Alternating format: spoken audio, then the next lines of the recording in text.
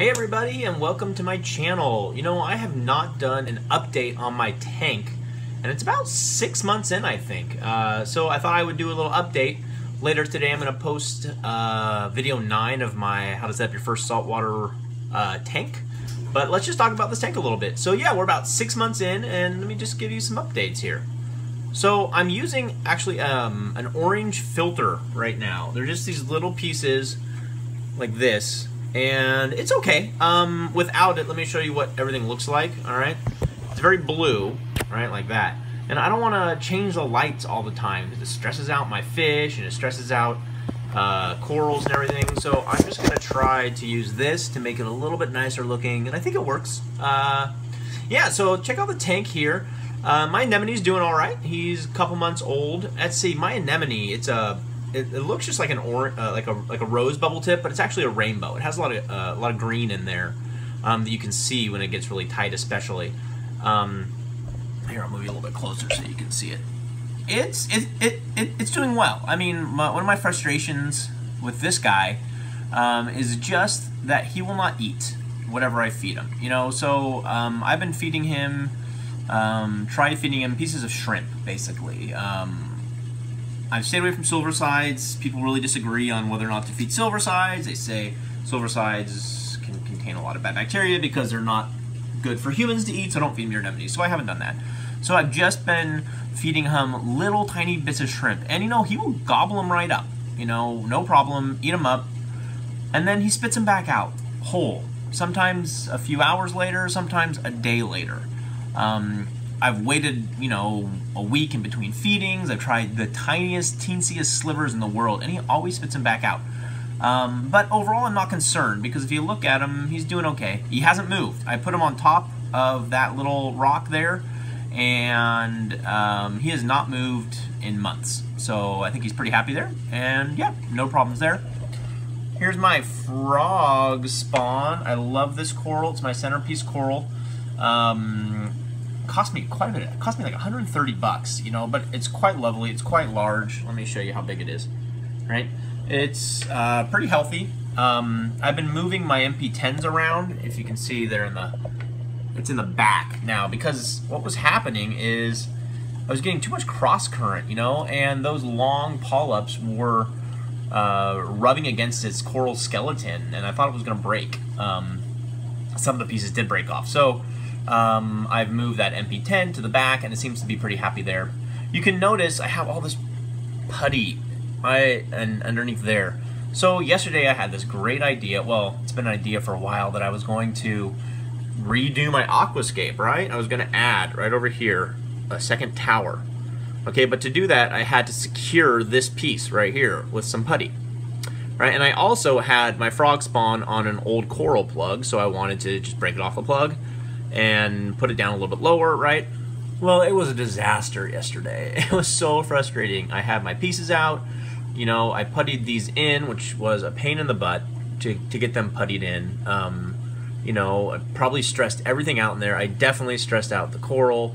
You know, I puttied the coral, and now the coral just looks like crap. You can just see, look down here, you can just see, I had to use, I mean, I tried using a small piece of epoxy, but it wouldn't stick, so I had to use just a gigantic piece of epoxy. So I'm just gonna have to hide that, I think. You know, maybe put some rocks over there, and look, just look how bad this looks. Like, so I spent hours on trying to put in this huge piece of rock here that just did not look right. So basically I spent like 4 hours to make it look worse. So I'm sure many of you understand that frustration. So it was really, really frustrating, but it is puttied in now. I'm gonna hide that up eventually. It'll change some color. And maybe I'll find the right piece to put there to add a second tower. And I can thank CJ for that. This tank just looks so good, and I just wanted to make mine look better, and all I did is I think I made it look worse. Oh well. Lesson learned, I guess, right? So what else have I done in this tank? I've been having some, not problems, but if you can see here, this is about the most amount of I think it's diatoms that I have. I was basically just covering my tank. I had these diatoms, basically just completely covering the tank, and on the sand bed, you know, and then on this rock right here.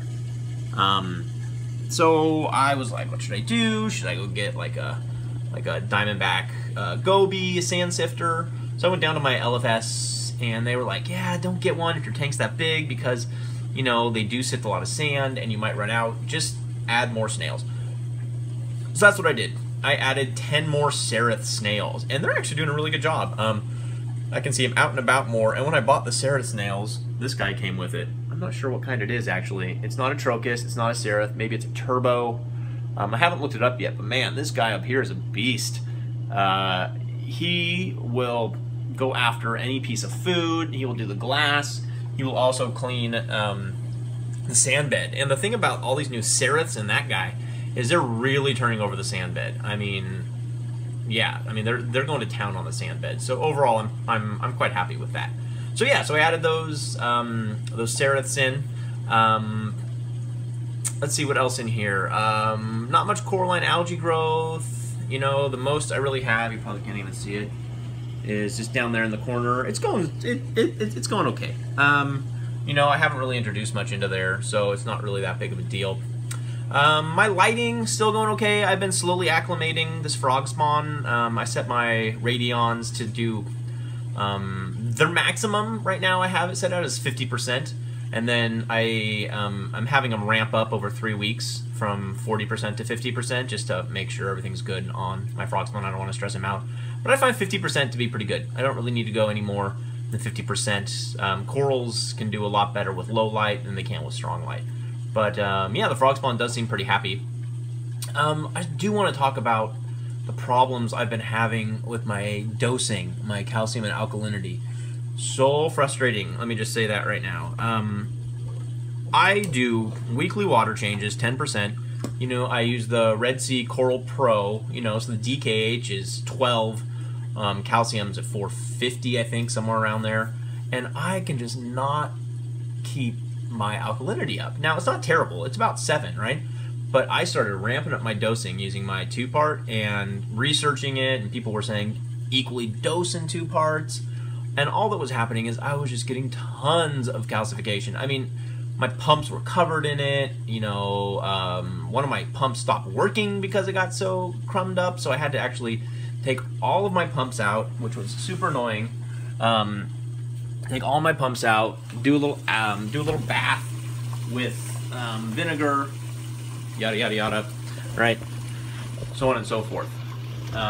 So I still don't have it figured out, but what I did is I scaled back my calcium and my alkalinity dosing. I scaled it way back to basically start over again. Did some big time water changes, like 30% water changes, to try to get things back. So basically now I have my alkalinity set for, it's around 7. You know, that's really as high as I can get it. It seems if I add any more, it just precipitates out, you know, the calcium does, and it just gunks up my stuff. My calcium's fine now, it's 450, and, you know, I've tried a lot of things, you know, I really just don't understand what is consuming all the alkalinity. So now my 2-part dosing BRS, I am dosing almost the exact same, like you should be dosing 2-part, you know, in equal proportions. But I'm dosing a little bit more alkalinity, just to try to keep it up. And I'm just dosing it here into my sump. Yeah, I'm just drip dosing into here. So yeah, let's see, changes in my sump. Not really much going on. I've started using filter socks. It's helping, actually, a lot. My filter socks, yeah, it's really keeping a lot of the phosphates out, I think, because I'm not getting near as much phosphate, not near as much diatom buildup in there. Everything seems to be cleaner, and also my skimmer seems to be running much more effectively now. This skimmer is fantastic. It's owned by a guy in San Diego. It's just a small company, you know, the, oh my gosh, what's it called again? Oh, AquaSea EV. Had a piece that broke, you know, he was able to replace it, 12 bucks, pretty good deal. But it is, man, it is tough to tune in. I've tried like 3 different pumps on it, and now I basically have it overpowering with my pump right now, and you just gotta be careful because this thing can overflow fast. Let's see, I've added, you can see on the output there, I don't know why I didn't do this sooner, I added just a little piece of PVC to keep the sound down, to keep the bubbles down. That seems to be working pretty well. My carbon reactor and my GFO reactor are doing well. I mean, I have no complaints there. I change them out every other week, and life is good there. Let's see what else. Lucille and Benny are doing. Oh, you can see my. Wait. Yeah, you can see how blue it is again. So obviously my orange filter fell off. Here, let me put it back on.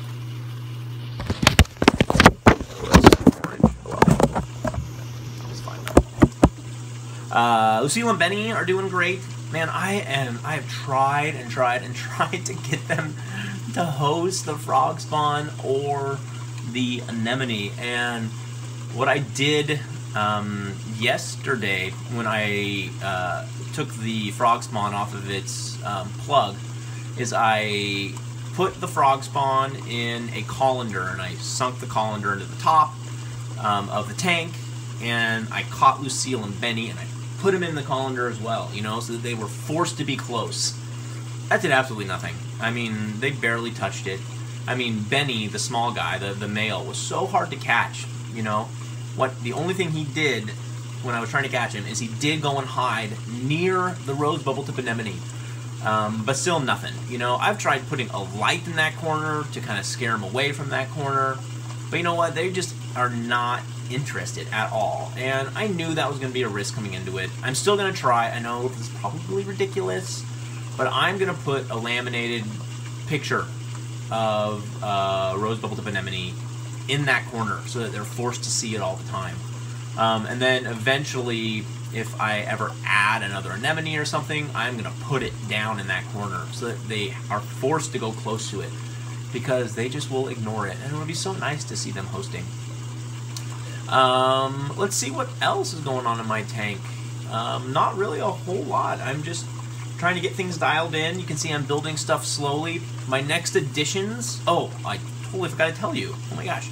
I did get a pistol shrimp and a orange spotted goby, right? And let me show you what I did, because those orange spotted gobies are jumpers. So I was like, okay, I will build... I have some extra egg crate. See that? I will build a top. So I did. I built the top. When I introduced the pistol shrimp and the goby, nothing happened. They looked like the goby was interested for a little while, and then, you know, the pistol shrimp made a sweet burrow. Let me see if I can show it to you. Here's the burrow. He's basically taken over this entire area underneath this rock here. Right there. Here, I'll lean him up against here. You can see his tentacle. That's pretty much all you see of him. Come to find out, this red pistol shrimp is the genus and species of which does not form a symbiotic relationship with a goby. Great, thank you LFS for selling me the one, even though you told me that they would form it. No, rather, this guy here, this red pistol shrimp, likes curly Q anemones. Well, I'm not going to put a curly Q anemone in. They just look awful. So basically the pistol shrimp just living on his own right now.